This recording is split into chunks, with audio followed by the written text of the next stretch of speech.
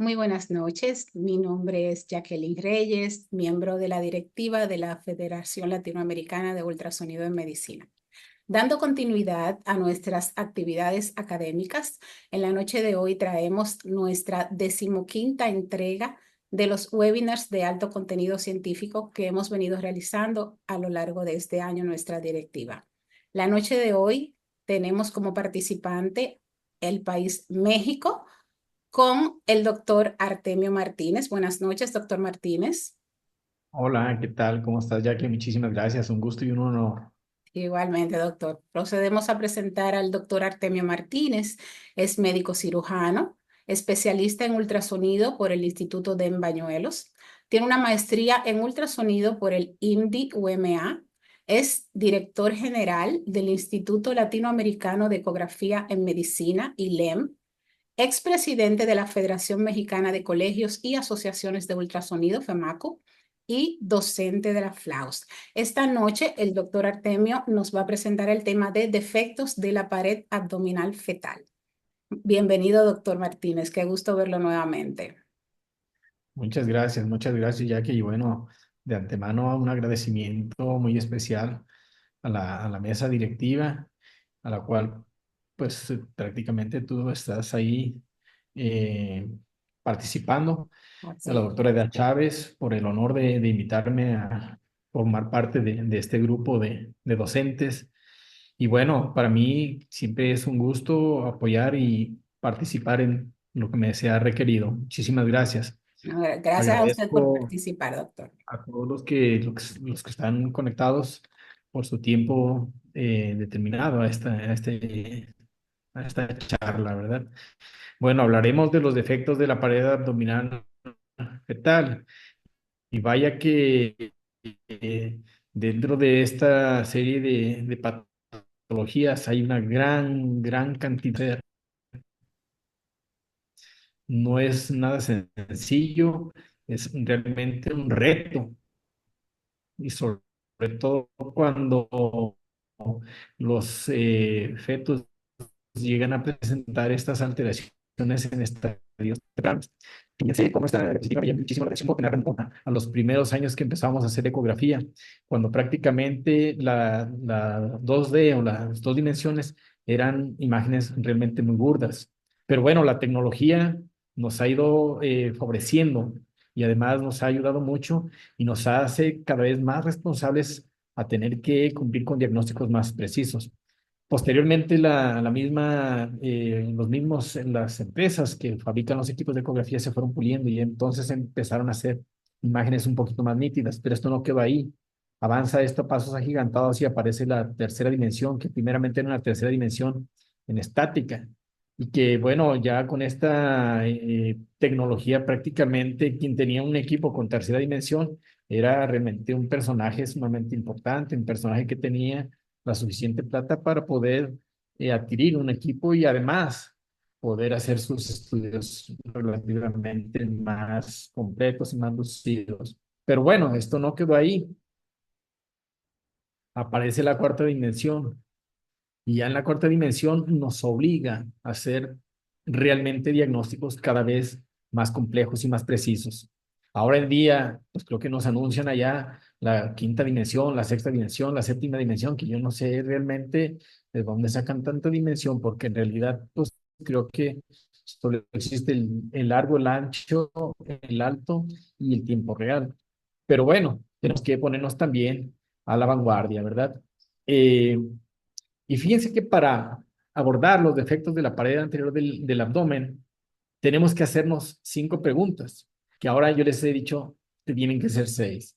A medida que va uno aprendiendo pues yo les digo, este desenlace o estas situaciones complicadas, complejas, en los fetos, tenemos que irnos remontando a saber qué es lo que está pasando. Y por ello me planteé estas 6 preguntas, las cuales nos tenemos que ir contestando para discriminar o poder acertar en el diagnóstico de una u otra alteración de la pared abdominal del feto.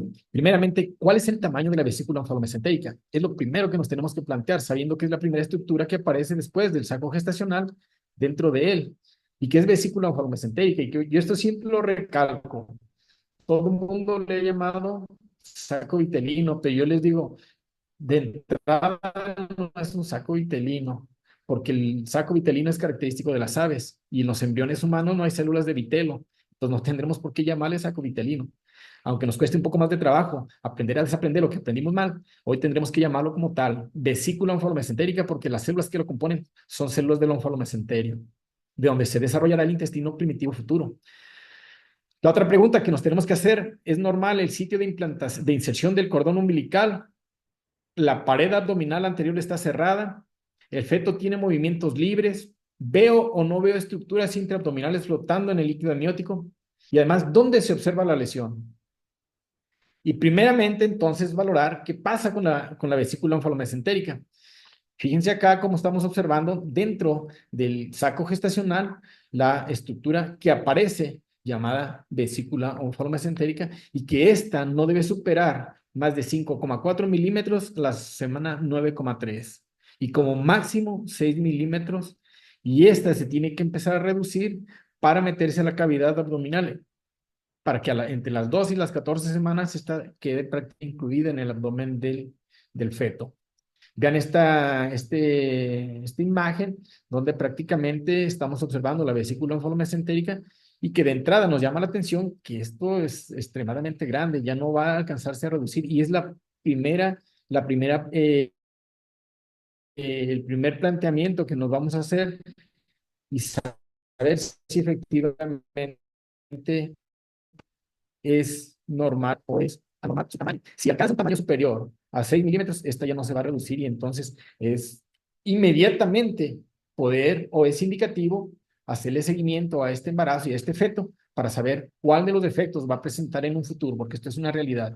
Vean este caso, efectivamente le di seguimiento y sí, presentó en un futuro un defecto importante del abdomen caracterizado por una extrofia cloacal y extrofia vesical.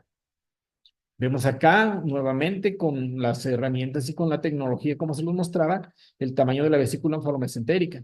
Vemos la pared y la luz de la vesícula onfalomesentérica porque finalmente lo que nosotros tenemos que medir es la luz de la vesícula onfalomesentérica sin incluir la pared. Dado que si incluimos la pared, tenemos que remontarnos cuando menos 1 o 2 milímetros más.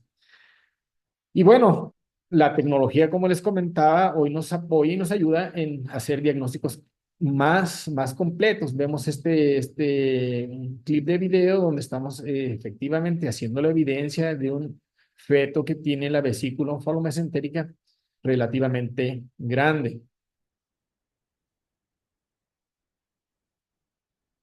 Eh, Vemos igual acá otro caso donde sí, efectivamente la vesícula onfalomesentérica está grande, igual en este otro clip de video, otro caso, estamos demostrando que efectivamente al medir la vesícula ya tenemos este panorama para ver y en un futuro el defecto que va a presentar este 0,72, como les decía, normalmente nunca debe superar más de 6 milímetros en ninguna etapa del desarrollo del embarazo y específicamente antes de las 12 semanas, porque después de esa prácticamente se debe de incluir dentro del abdomen. Vemos aquí, le dimos seguimiento y bueno, efectivamente tuvo algún problema que más adelante se los voy a mostrar. La otra pregunta, ¿es normal el sitio de inserción del cordón umbilical? Sabemos de antemano que el cordón umbilical se debe insertar y demostrarlo, tanto en el plano longitudinal como en el plano axial. Incluso apoyándonos de la flujometría Doppler, demostrando también la arcada vascular que nos va a servir de mucho apoyo, sobre todo cuando se presenta algún defecto de la pared anterior del abdomen, valorando la arteria mesentérica superior, si tiene un trayecto anómalo hacia la parte cefálica, se va a asociar con defectos que se van a encontrar por arriba de la inserción del cordón umbilical, o si esta se dirige o tiene un trayecto anómalo hacia la parte caudal, igual entonces nos asociaremos o pensaremos que tiene un defecto que está involucrado por debajo de la inserción del cordón umbilical, como se los voy a mostrar más adelante. Aquí vemos este cordón umbilical perfectamente bien insertado, no hay ningún problema, entonces podemos seguir avanzando y descartar o discriminar que presente alguna alteración feto. La pregunta inmediata dice, la pared abdominal anterior está cerrada. Hay que seguir los contornos, valorando desde la piel, qué pasa con los músculos que forman la pared anterior del abdomen, que efectivamente por ultrasonido no podemos demostrar independientemente en la vida intrauterina, ¿verdad? O no. Se pueden evaluar con toda claridad. Aquí, vean, en este corte axial estamos haciendo un plano de exploración específicamente a nivel del abdomen y se demuestra perfectamente bien que está cerrada, que no hay ningún problema. Incluso podemos medir también el diámetro de la base de inserción de cordón umbilical y prácticamente antes de las 13 semanas, si alcanza menos de 5 milímetros, no vamos a tener ningún problema. Si tiene una medida mayor a eso, puede asociarse con un defecto o con una hernia de cordón. Y apoyándonos entonces como les digo, con la tecnología de la 4D o de la 5D, bueno, demostramos perfectamente bien cómo se evidencia la inserción del cordón umbilical sin ningún problema y el cierre de la pared anterior del abdomen está completo. Ahí lo estamos observando nuevamente. Pero vean este otro caso en donde prácticamente vemos la pared anterior y esta imagen que protruye en la parte anterior, bueno, de antemano, si ya le dimos seguimiento, vimos que la vesícula onfolomesentérica era grande y más adelante observamos esta zona de abultamiento o este saliente en la pared anterior, pues ya entonces nos hace pensar y nos hace sospechar que efectivamente este feto es portador de una alteración de cualquier naturaleza que posteriormente se demostró que era un onfalocele, ¿verdad? El feto tiene movimientos libres, esto es bien importante, que el feto tenga movimientos libres y entonces si se mueve libremente no tenemos mayor problema. ¿Por qué? En el síndrome de cordón umbilical corto, el feto prácticamente está atrapado. Vemos acá, se mueve libremente, no hay mayor problema. ¿Veo o no veo estructuras intraabdominales flotando en el líquido amniótico? Es bien importante, tiene o no tiene estructuras que flotan, no podemos seguir adelante. La otra es preguntarnos, si ya el feto tiene alguna alteración, ¿dónde está? ¿Se encuentra por arriba de la inserción del cordón umbilical? Entonces nos tenemos que seguir los caminos y además confirmarlo. Pensar en pentalogía de Cantrell u un onfalocele epigástrico.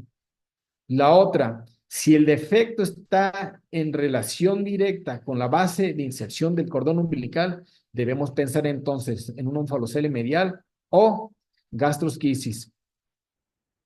Eh, la otra es, si el defecto se encuentra por debajo de la inserción del cordón umbilical, entonces pensar en estrofia cloacal, estrofia vesical o síndrome de OES.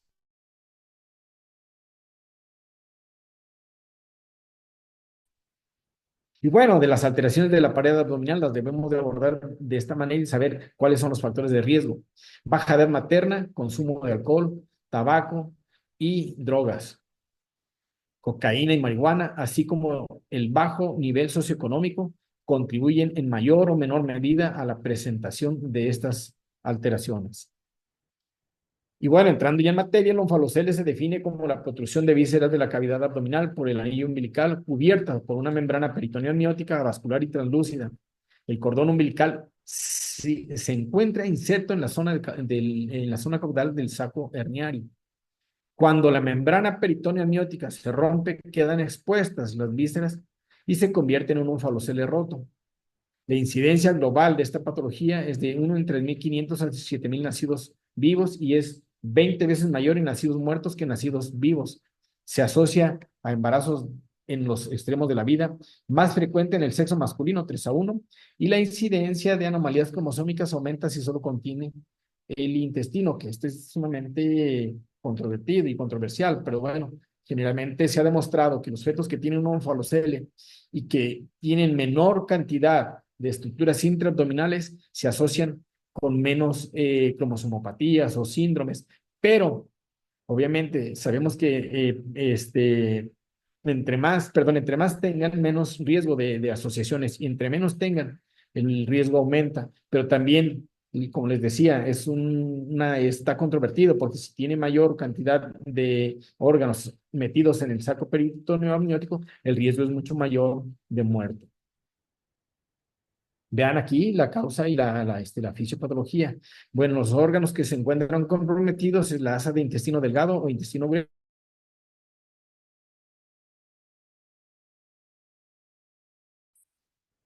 La fisiopatología, vean estos clips de videos como vemos que el intestino no vuelve al abdomen durante el segundo periodo de la rotación del asa intestinal primitiva.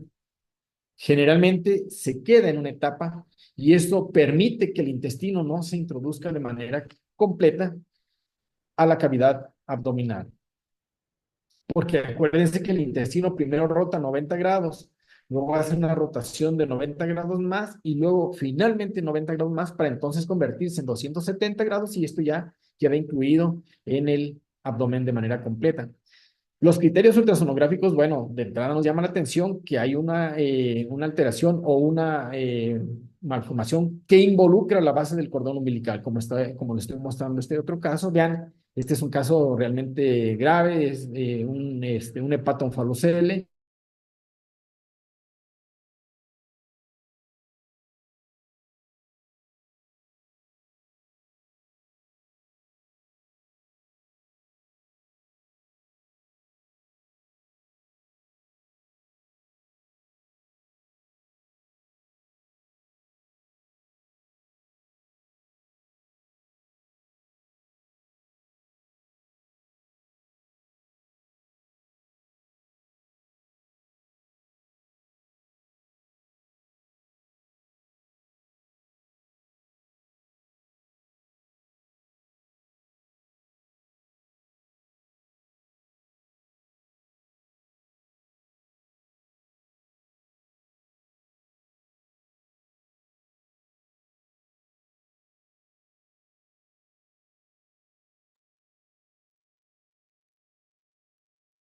Hola, buenas noches. Al parecer el doctor Artemio Martínez está teniendo dificultades técnicas. Nos disculpan unos minutos. Nos quedamos en línea, por favor, en lo que el doctor se reintegra a la ponencia.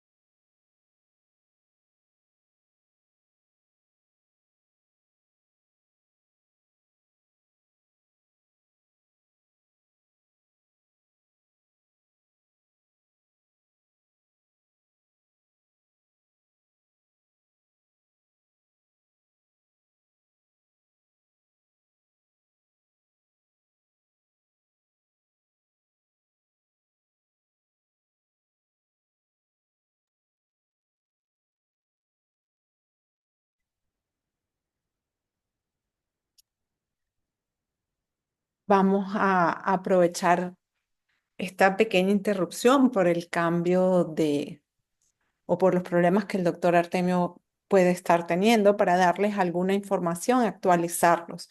Ya ha sido em, presentada oficialmente la página de WOFUM 2025. Como saben, el Congreso Mundial de la Federación Mundial de Ultrasonido va a ser en Kioto, Japón, del 29 de mayo al 1 de junio y oficialmente está tanto la página web como la página en Facebook.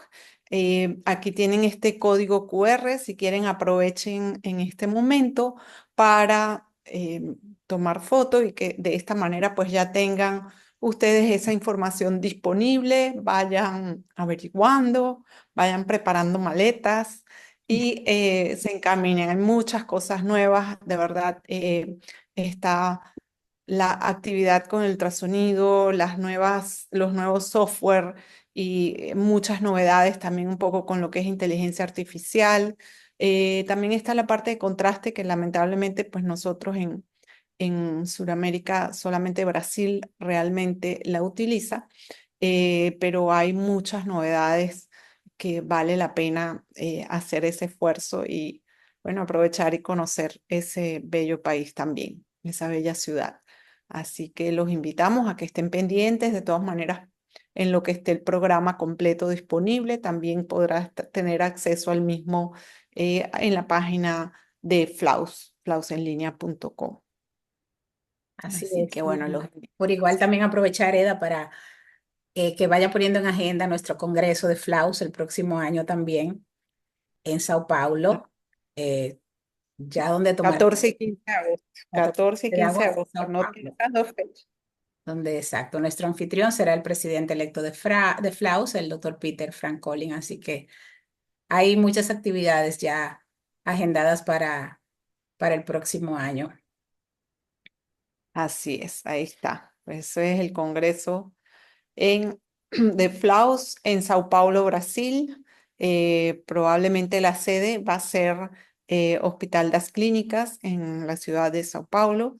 Igualmente les iremos proporcionando la información en la medida en que esté disponible, pero sepan que ya la fecha es esa, que ya está dispuesto todo para eso, así que como bien dices, Jacqueline, a agendarla para que nos acompañen en esos eventos. Así es.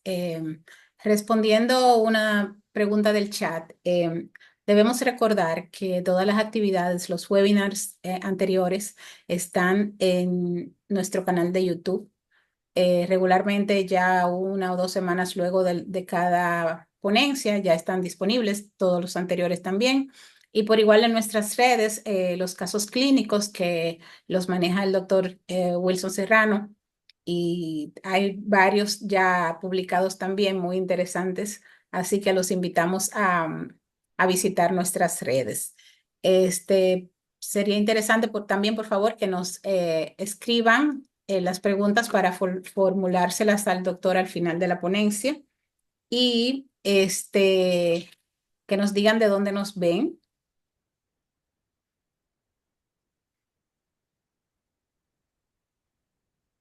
Estamos en Parece comunicación que con el doctor el Artemio. Artemio está con problemas, sí, está con problemas de conexión, lamentablemente. Bueno, esperemos y confiemos Y que ahí lo está el doctor resuelva. ya de nuevo. Ya lo vemos acá.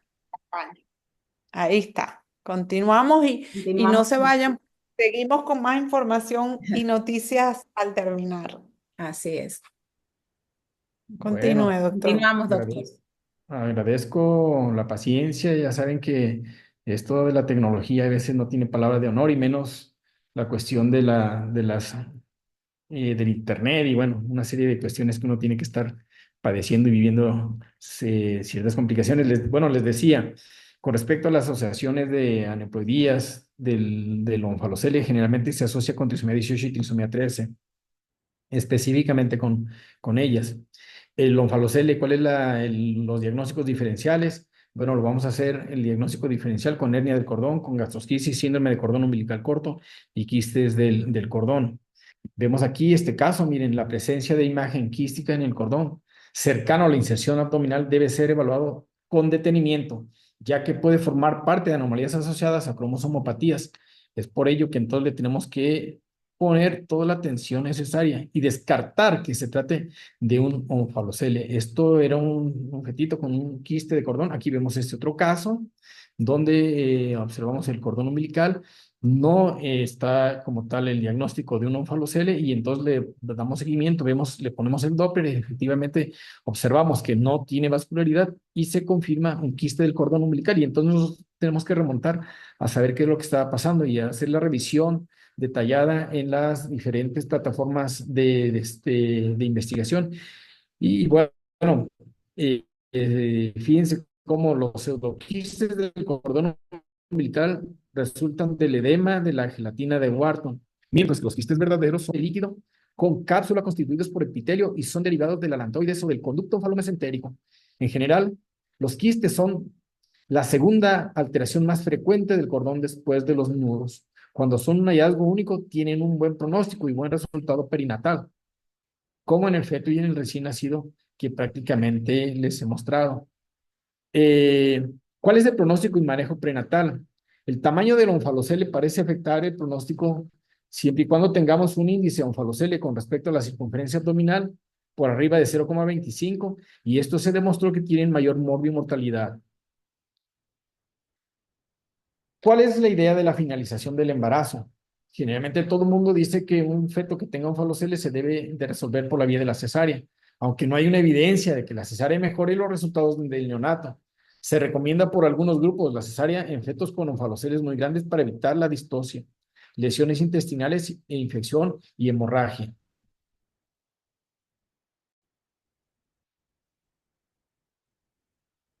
Bueno, y la otra alteración de la pared anterior del abdomen es la gastrosquisis.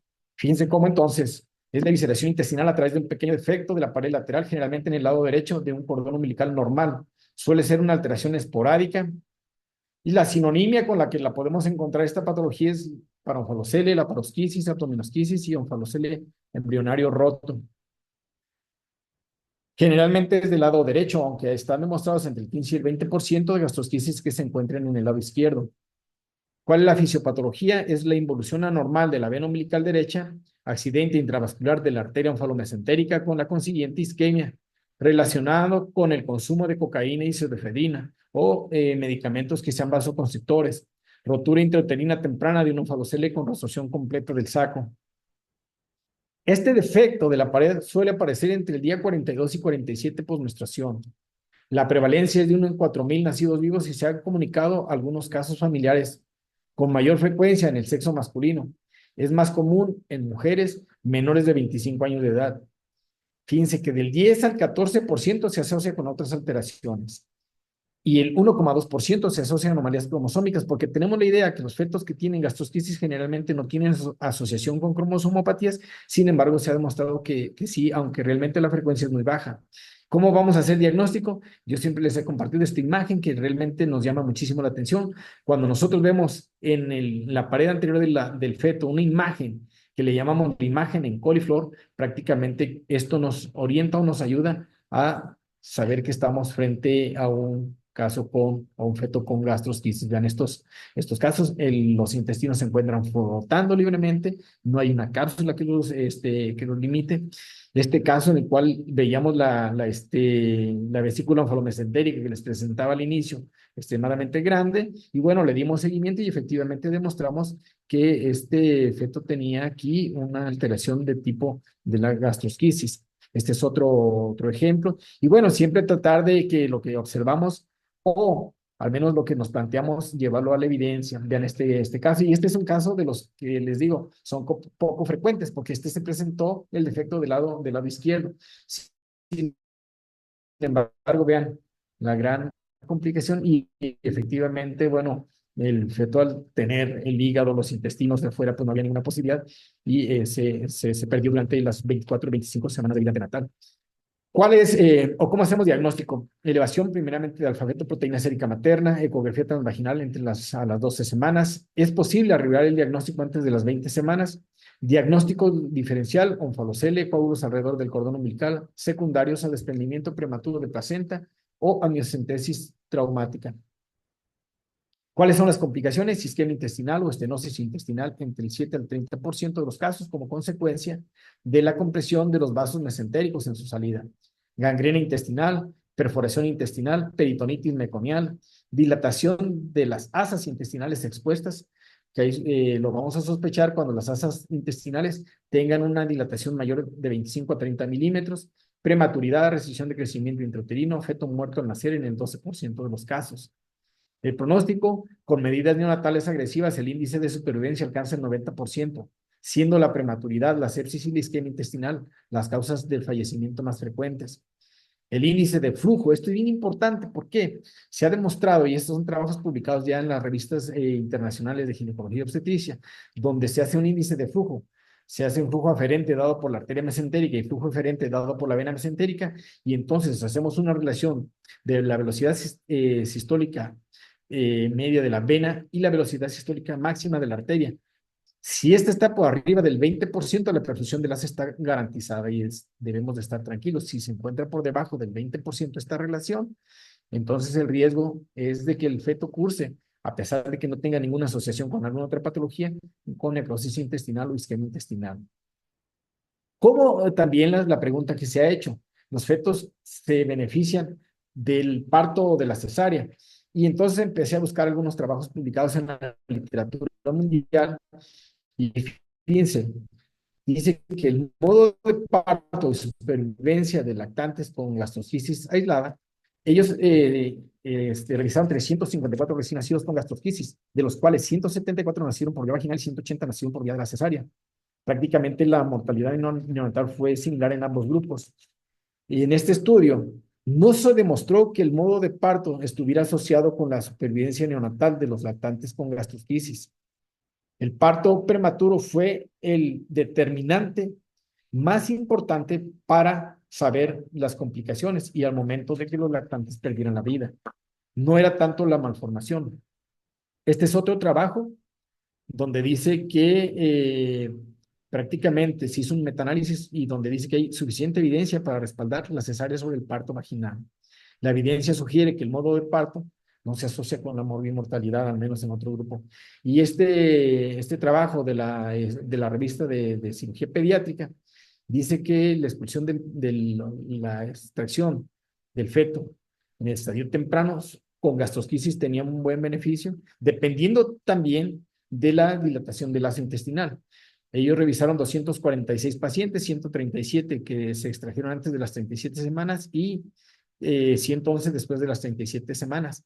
Y en realidad demostraron que no existía relación entre el grado de dilatación del asa intestinal y el tiempo hasta la alimentación completa.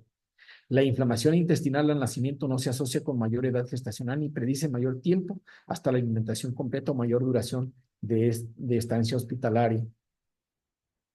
Y bueno, uno de los pioneros en estos trabajos de defectos de la pared anterior del abdomen, el doctor Javier Esbeltiza, hizo un trabajo importante sobre el índice de reductibilidad facilitada. Él le llamaba índice de reductibilidad espontánea, la cual yo creo que no puede ser espontánea porque finalmente esperaríamos que los fetos cuando nazcan con gastrosquisis o no falocelia, específicamente con gastrosquisis, se reducían de manera espontánea y no. Esto entonces cambiamos de nombre a llamarle índice de reductibilidad facilitada. Y decir que el índice de reductibilidad facilitada para saber qué niño puede recibir una reducción completa de la víscera al nacer y cuáles necesitan un silo pack para cierre en etapas o una bolsa de Bogotá. El índice de reducción o el índice de reductibilidad sirve en el 80-90% de los pacientes. Debe realizarse a partir de la semana 30. Antes carece prácticamente de utilidad. El índice de reductibilidad facilitada podrá realizarse después de la semana 30 en ausencia de A3 intestinal y siempre que la diferencia entre el diámetro del asa centinela sea mayor a 8 a 10 milímetros del asa de intestino delgada más fina medible. No debemos de confundir el asa centinela con el estómago. Esto es bien importante para poder realizar el índice de reductibilidad facilitada. ¿Y qué es lo que pasa? Entonces, ¿cómo lo vamos a hacer? Entonces, ya en las calculadoras que están prácticamente en todas las plataformas de Internet, ponemos asa centinela en milímetros, el espesor de la pared en milímetros, porque la asa centinela prácticamente la debemos de medir la luz y de manera independiente de la pared, el diámetro del defecto en milímetros y le ponemos calcular. Si el resultado está por debajo de 2, la reducción primaria está asegurada, está garantizada. Si está entre 2 a 2,5, es posible reducción primaria. Si está entre 2,5 a 3, es muy difícil la reducción primaria. Y si está este índice o este cálculo por arriba de 3, no es recomendable la reducción primaria porque los fetos se pueden complicar más que beneficiar. Esto es bien importante, por eso vale la pena hacer el índice de reductibilidad facilitada, porque si no, entonces nosotros podemos hacer una reducción de un feto que no era candidato y entonces esto se complica. Y miren este caso le fuimos dando seguimiento, observamos que el asa centinela prácticamente, como lo van a ver en este clip de video, estaba alcanzando 28, 29 milímetros, tenía 36, 37 semanas este feto, decidimos que se interrumpiera por vía de la cesárea y efectivamente haciendo una reducción porque el índice de reductibilidad caía en 2. Este feto era candidato efectivamente para hacer un índice de reductibilidad facilitada de manera espontánea. Lo interesante de todo esto es que el grupo multidisciplinario que va a hacer este trabajo, explicarles nosotros que el cirujano pediatra tiene que ir metiendo las asas de intestino de la misma manera, en el mismo eje que se tenían que haber metido de manera fisiológica, porque si las acomoda o las mete de manera desordenada, esto puede terminar en una complicación. Y vean, el feto ni siquiera está desconectado de la madre, se introducen los intestinos y prácticamente, ¿qué ventajas tiene de hacer un índice de reducibilidad facilitada? El tiempo de estadía y el tiempo de ayuno que puede tener. Además, la alimentación prácticamente es inmediata y está el feto prácticamente todo el tiempo con su madre. Vean aquí, este es el obstetra, ahí vemos el bebé. Este es mi mano tratando de metérsela a la boca al recién nacido para evitar que llore, porque si con el llanto puede deglutir aire y eso complica más la introducción de los intestinos. Así es como quedan. Hoy en día prácticamente nosotros cuando hacemos este tipo de cirugías ya no se pone en ningún punto, nada más se pone un parche aquí de Tegader y prácticamente cierra de manera espontánea. La idea es ya no poner ningún punto y les va extremadamente bien estos fetitos. Prácticamente este feto a las 24, 48 horas está comiendo. ¿Cuál es la complicación con la que llegan a presentarse en un futuro todos los fetos que presentan alguna alteración de la pared anterior del abdomen? Todos, sin excepción, quedan con dolor abdominal crónico.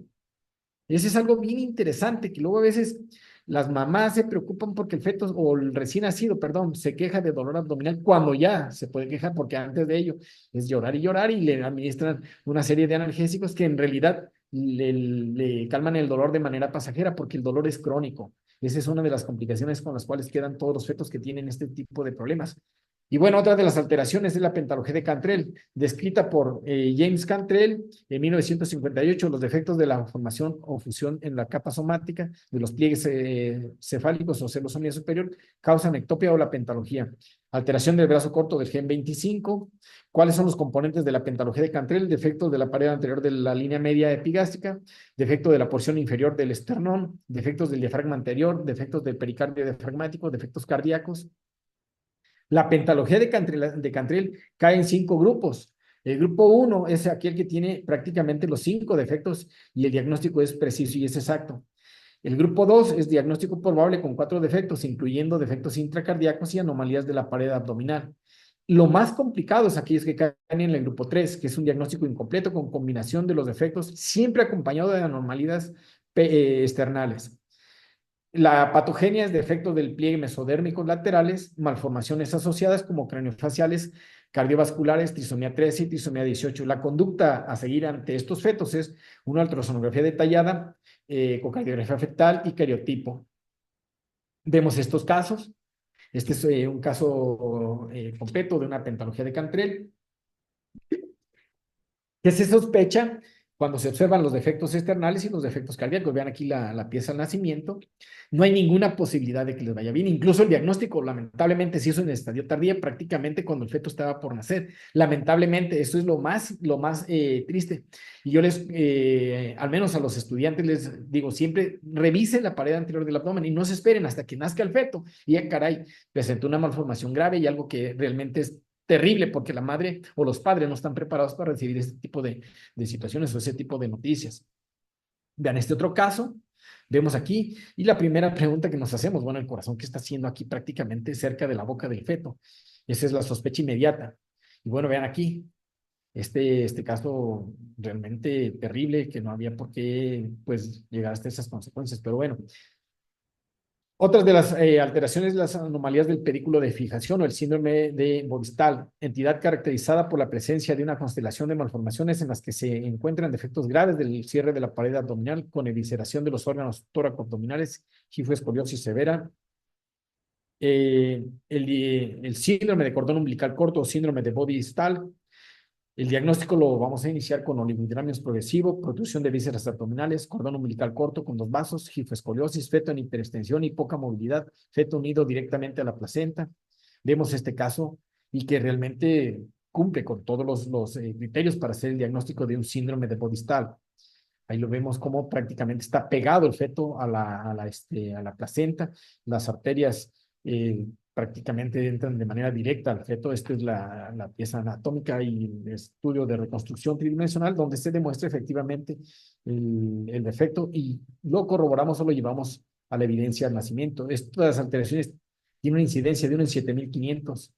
Prácticamente no es nada raro encontrarnos con un defecto de esta naturaleza. Vean aquí, tiene apodia, tiene defectos esqueléticos, defectos en la pared anterior.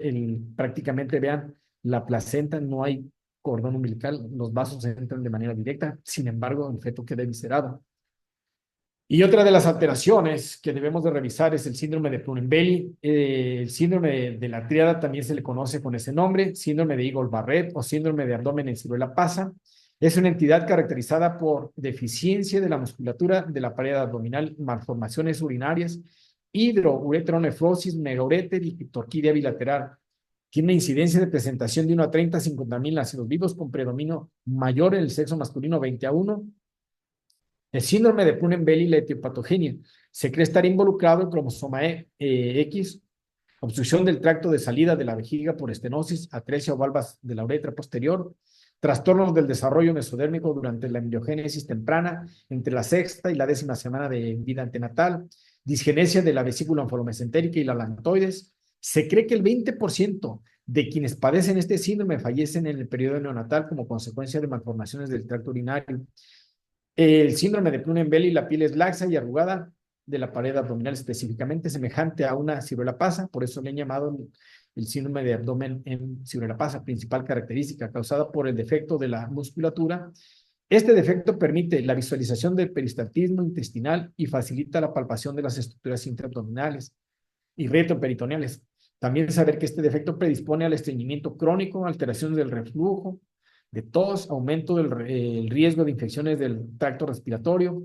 Vean este caso es bien interesante porque en realidad de entrada nos llama la atención que es un embarazo gemelar, bicorial biamniótico, en el cual observamos las vejigas completamente grandes, que finalmente, después de llevarlo a la exploración y hasta el nacimiento, se le hizo un código genético y el feto, aparte de que tenía la vejiga bastante grande, se asoció con un síndrome de Verdon.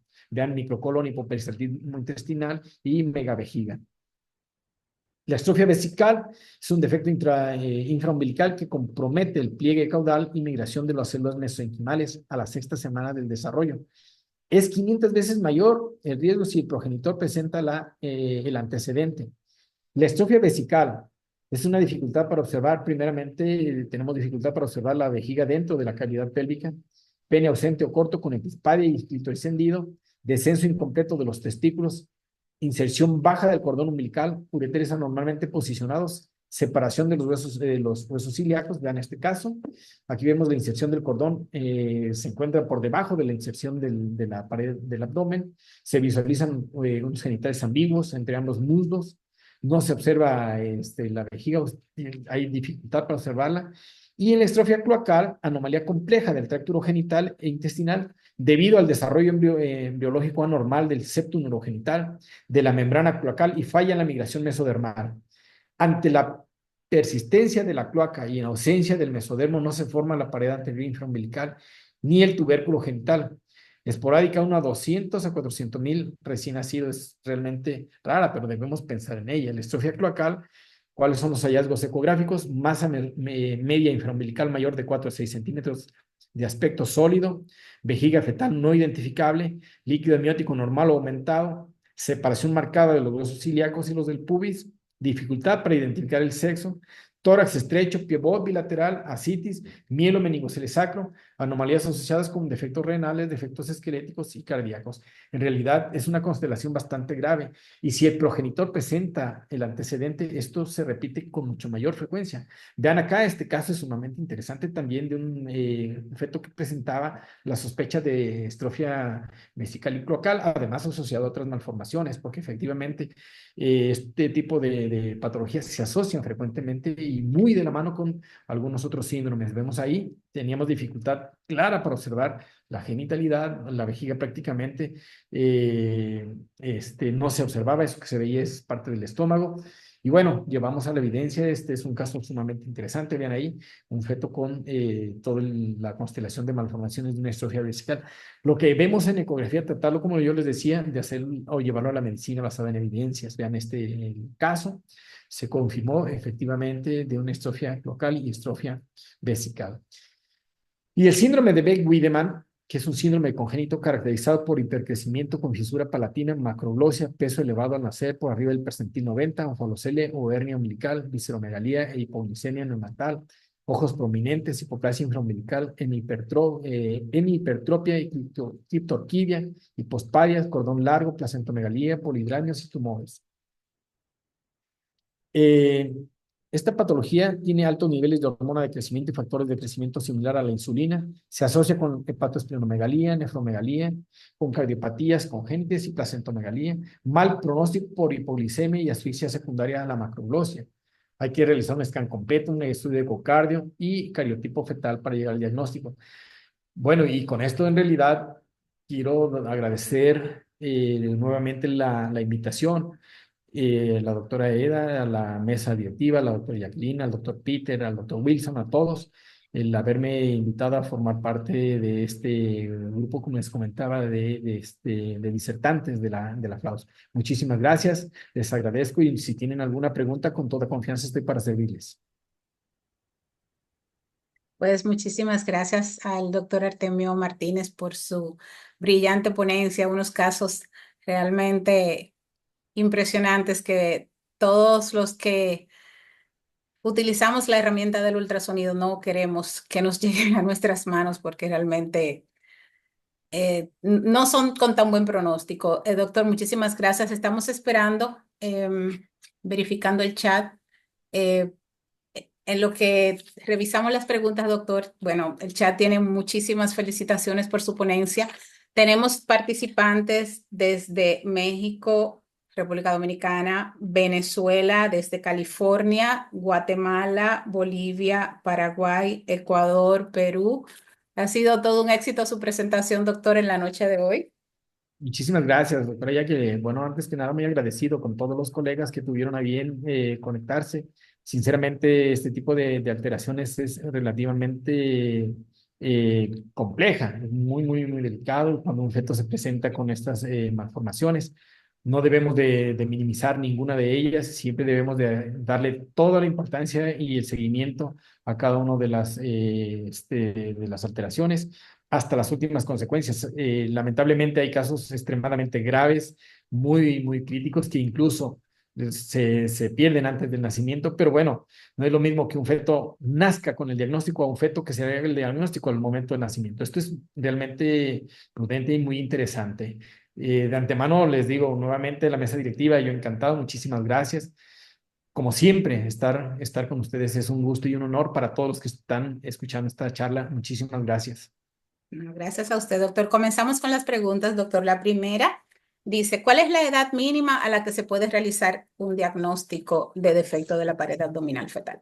Bueno, generalmente el diagnóstico lo podemos abordar prácticamente en la semana 12, aunque, bueno, hay algunas malformaciones que se pueden observar de manera temprana, como una gastrosquisis prácticamente es en la semana 8 a 10, lo podemos diagnosticar, pero es más evidente después de la semana 12. Ok, perfecto. Siguiente pregunta. La doctora Adreidy Martínez de República Dominicana dice, ¿la vejiga se mide para saber si es megavejiga o es un diagnóstico a simple vista? Generalmente la medimos, aunque nos llama la atención de manera subjetiva. Si nosotros observamos que la vejiga se encuentra prácticamente cercana a la zona del diafragma del feto, ya nos hace pensar que es una vejiga grande. Aunque en algunos trabajos publicados dicen que la vejiga cuando tiene prácticamente más de 7 milímetros prácticamente nos puede hacer pensar en un diagnóstico de una megavejiga. Ok, perfecto. Gracias, doctor. La siguiente pregunta dice, ¿pudiéramos encontrar casos de gastrosquisis que al nacimiento se hayan resuelto? No. Bueno, es decir, que los fetos tengan gastrosquisis y que nazcan sin gastrosquisis, no. Ok. Generalmente cuando se hace el diagnóstico, siempre tenemos que tener la prudencia para saber que vamos a recibir un feto que trae los intestinos de fuera. Ahora, ¿qué es lo interesante? Esto es bien interesante. La gastrosquisis, como se los mostraba, generalmente es un defecto de la pared anterior del abdomen del lado derecho del cordón umbilical. A mí me ha tocado fetos que tienen del lado izquierdo el defecto y uno de ellos que incluso se los intenté mostrar, pero por alguna razón, ya saben que luego a veces entre los viajes y todo ese tipo de cosas se pierden las imágenes, pero me tocó ver una gastrosquisis dorsal. Sí. Bueno, Bárbaro. estoy revisando. Eda, no sé si querrías añadir algún comentario.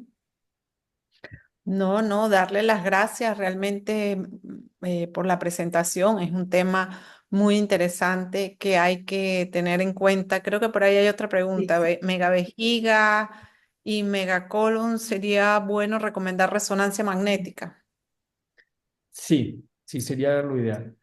Lo ideal. Y otra asociación también de megavejiga microcolon, hipoperistatismo intestinal, lo que les decía el síndrome de Verdun, darle seguimiento y no quedarnos con la idea solamente del diagnóstico de megavejiga, porque puede tener megavejiga, puede tener megacolon, puede tener un quiste del intestinal que también se asocia con o se asocia con megavejiga. Es lo ideal, llevarlo hasta el diagnóstico, hasta las últimas consecuencias. Sí, otra pregunta dice, ¿la vesícula pequeña podría estar relacionada también a defectos de pared? No, la vesícula onfolomesentérica pequeña generalmente no se asocia, más bien la vesícula pequeña, cuando esta en las primeras semanas vemos que mide menos de 3 milímetros, se asocia más con muerte fetal. Ok, perfecto. Siguiente pregunta dice, ¿han habido avances en la reducción intrauterina de gastrosquisis? El doctor Basurto de México ha hablado de experimentos de defecto abdominal inducido en cabras y reducción intrauterina con éxito y que se empezarían pruebas en humanos. ¿Usted tiene algún... Bueno, generalmente sabemos de antemano que hoy con las nuevas herramientas de la cirugía fetal pueden hacer una serie de cuestiones. Sin embargo, sabemos de antemano que la cirugía fetal se ha dejado para aquellas malformaciones que ponen en riesgo la vida o la función. Y sabemos que la gastrosquisis prácticamente no pone en riesgo la vida. Por eso es que yo creo que ahí hay que discriminar esa cuestión muy bien y llegar al tratamiento como debe de hacerse. Pero al menos no hay evidencia actual de que se pueda resolver en la vida intrauterina. Gracias. Otra pregunta, doctor, dice, ¿qué pronóstico tiene la vesícula calcificada?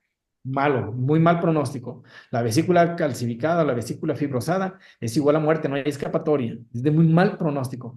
Y no debemos de dar ninguna falsa esperanza a la madre o a los padres cuando observamos que un feto tiene la vesícula cerrada o fibrosada o calcificada. Generalmente hablaremos de fibrosada o cerrada porque calcificada es un término un poquito, bueno, dado que en la vesícula onfolomacentérica no se metaboliza calcio. Entonces hablaremos de vesícula fibrosada o cerrada y eso es igual a muerte, muerte embrionaria o muerte fetal de todas. No hay escapatoria. Ok, muchas gracias. Bueno, hasta el momento no tenemos más preguntas. Agradecer nuevamente la participación magistral del doctor Artemio Martínez. Y Eda, no sé si querrás añadir algo más de la información que estuvimos dando anteriormente. Bueno, no, creo que sí hay un poquito más, pero antes de despedir al doctor Artemio, darle las gracias, agradecer a todos que nos han estado acompañando no solamente en el webinar de hoy, sino en los webinars que hemos dado a lo largo del año. Que este no es el último webinar.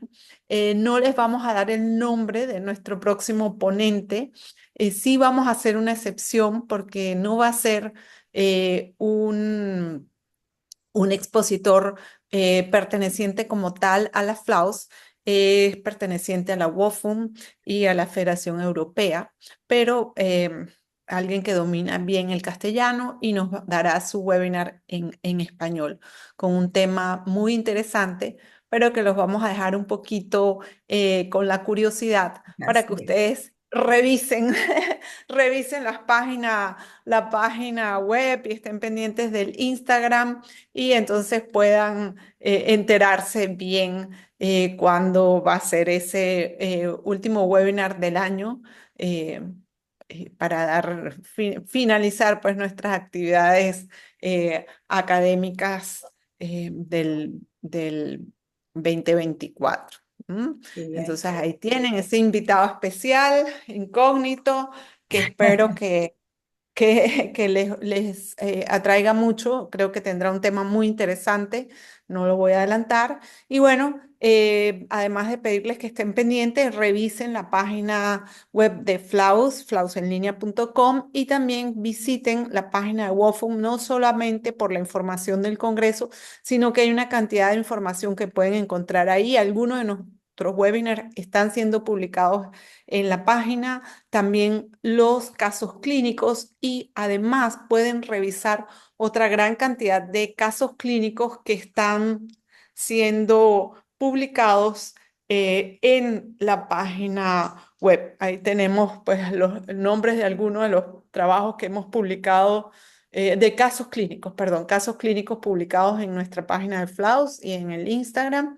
Y además de eso, tienen también acceso en la página de WOFUM a flausenlinea.com. Hay otra información que no sé si la tengamos a la mano, pero si ustedes visitan la página de Instagram de la Flaus, hemos tenido la invitación al WinFocus, que se va a llevar a cabo. El congreso va a ser virtual al fin de este mes, y aquellas personas interesadas nos pueden escribir porque hay un descuento que está, creo que entre el 20 y el 25%. No sé si Daniel tiene esa información a la mano, pero WinFocus, si ustedes dan esa clave que nos han proporcionado a Flaus, tienen acceso al descuento. Exactamente. El propósito es United we Scan, perdón, o sea, juntos todos escaneamos o todos hacemos ultrasonido. Ese es el logo que tienen ellos para el congreso. Es un congreso virtual en el cual no solo van a haber charlas en inglés, sino que van a haber charlas en castellano y en portugués. Así que aquellas personas interesadas los invitamos a que revisen esta información. Y sin más, muchísimas gracias a todos, Jacqueline, Daniel, por supuesto a nuestro expositor del día de hoy, al doctor Artemio. Casos muy interesantes, muy Bien. bonitos, muy tristes, pero muy didácticos, pues que son cosas que no se nos deben pasar y que debemos estar atentos. Y si no podemos o no podemos, digamos, clasificar esos hallazgos que estamos viendo, pues derivar el paciente a alguien que tenga más experiencia que nosotros para que pueda hacer un diagnóstico y manejo acertado de esos pacientes. Muchísimas gracias, feliz noche, y no hay Gracias a más todos. que eso. Bueno, hasta Muchísimas la gracias próxima. nuevamente. Nos vemos en la fecha del siguiente webinar, es el 11 de diciembre, segundo miércoles. Hasta Cuídense la mucho. próxima. Buenas noches y gracias a Buenas todos por noches. estar.